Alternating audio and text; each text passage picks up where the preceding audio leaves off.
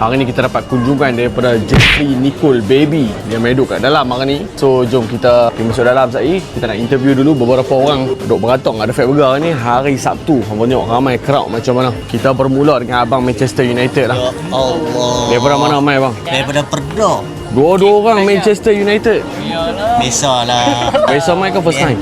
Biasa main sekali Oh sekali ni second time? Second time betul. Oh okey. Dua-dua orang pakai baju MU. Wah, tu kata mana-mana fan pun boleh main ke The Fat Burger ni. Tak semestinya fan Arsenal saya boleh main. Terima kasih bang ah. Baik. Thank you very much. Abang daripada mana main bang? Daripada Ipoh. Ipoh ni semua sekali ni? Kawan-kawan. Daripada Ipoh. Oh, daripada Ipoh. Ni first time main Fat Burger ke bisa main? First time, saya first time. First time main lah. Okay, hopefully abang enjoy burger kita. Boleh, insyaAllah. Ya, pergi beratok tu bang, tengok menu dulu. Assalamualaikum. Terima kasih tau. Okay. Akak daripada mana main kak? Lepas. Oh, main lepas ya. Jirannya main lepas. Okay, terima kasih tau. Abang daripada mana main bang? Main lepas. Main lepas kak? Oh, sama ni. Sekali main ya? Dah. Wait, beratok tu bang. Ni meja panjang ni. Daripada mana main ni? Permatang pau. Puan ni satu family ni ramai main. Beradik-beradik ya ni. Oh, ramai dia main ah. Terima kasih abang tau. Biasa duk main ke? First time main ni?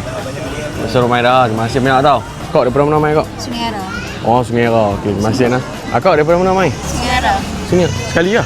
Kata. Dia macam apa-apa tadi. Bayar lepas ni Sungai Ara. Terima kasih tau. Okey. Akak dengan abang main daripada mana? Saya daripada Tasik Gelugong. Tasik Gelugong. Ni jom sikit main jalan-jalan Penang kan ni. Biasa main ke first time bang? Biasa dah. Oh, biasa main dah. Okey, terima kasih ah. Terima kasih. Oh, ni ramai hari Sabtu di The Fat Burger. Ya, abang ni daripada mana main bang? Saya orang sini ada lah. Relau. Terima kasih bang. Yusuf Relau. Abang ni tadi kata kita botek. Daripada mana main bang? Sungai Biani. Aku buat video ni baru lepas tengok game Arsenal kalah dengan Bournemouth. Aku turun-turun kena kuatkan diri juga buat video. Abang fan mana bang? Saya main sebab Arsenal kalah. Oi.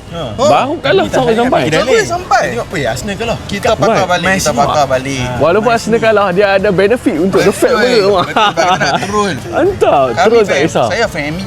Fan MU, abang fan mana? Liverpool. Mak, Liverpool, MU, Arsenal. Tapi kita unite. Walaupun kalah kita Unite, unite. betul. Disebabkan bola kita kalah. Satu Malaysia unite. Kita unite.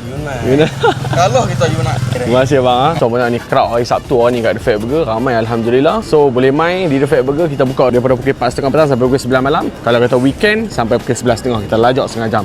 So boleh main okey. Ramai-ramai. Pot burger antara yang the best di Pulau Pinang okey. Bye bye. Ciao.